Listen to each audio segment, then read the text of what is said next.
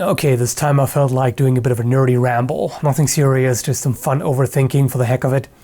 Why would superpower characters use weapons or use objects as improvised weapons? And I don't mean any weapons that are in and of themselves supposed to be magical, that give the user powers, like Thor's hammer or the Sword of Omens or the Green Lantern ring, anything like that. But just regular, standard, plain metal weapons or any objects, whatever, that are not, at least don't explicitly have any magical properties, are not supposed to be special in that regard. For example, when the Hulk picks up 2 cars and uses them as improvised knuckle dusters to punch stuff. That is very strange, if you think about it. His body obviously has to be much, much tougher and denser and harder than a normal body. Because otherwise, if he was only super strong, he would just keep breaking his own bones with the force he generates. So, and he is. His body can just resist ridiculous amounts of damage. Yet, the cars are obviously much less damage resistant, much softer than his body is. They deform on impact. When he grabs them, they kind of crumble under his fingers. So what's the point? Normally, a weapon is supposed to be harder than the body that uses it. If you use knuckle dusters, they are generally supposed to be metal or at least wood, something harder than the flesh and bone of your hands, so that you're able to withstand the impact without your finger bones shattering, and that you can concentrate more force on a smaller, harder surface.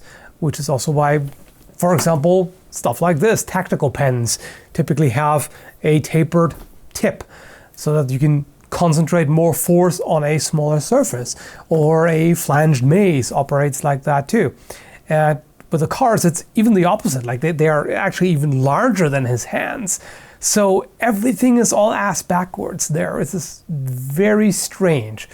He keeps defying physics anyway, of course, so I guess it's not surprising. If you think about Trunks' sword from Dragon Ball Z, that sword is very strange in that it must be some kind of super resistant material that is very elusive. I don't think it's ever mentioned what it's supposed to be made of, at least I don't remember that. So they always keep building up the characters like, oh, this is this humongous threat, like Frieza when he first appears, is the super powerful being that nobody can do anything against and is extremely powerful, can just destroy worlds. And then after the great battle with Goku, the planet explodes and he somehow survives that.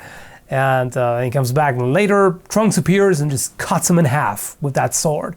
So the guy who survived the blast from an exploding planet is cut by this sword. The amount of energy required to achieve that is just mind-blowing, even more so when you think that all of that force is concentrated on that edge. If the force required to kill Frieza is greater than that required to destroy a planet, then there can't be any material that could possibly withstand that. Recently I read about diamond nanothreads that may be strong enough to build a space elevator. So that would be incredibly strong material, but even that shouldn't stand a chance in such a situation. So that's a little odd. And then from there we proceed to Goku just being able to just parry the sword with 2 fingers. I mean, for the story, it makes sense if you want to express just how mind-numbingly powerful and amazing that character is, which they always drive so far that it just starts being ridiculous. But at any rate, if you're such a powerful godlike being capable of generating such enormous energy and destructive power, why bother with weapons?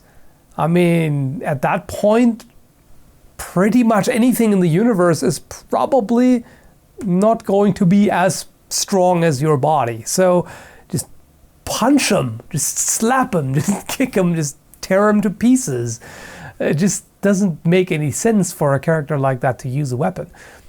Or what do you think? Would you say that in those cases the weapons must be magical because otherwise it wouldn't make any sense? Or do you also find it odd and amusing? And do you find that the weapons are off place? Let us know. Post down below. Have a bit of a nerd talk, and yeah, thanks for watching.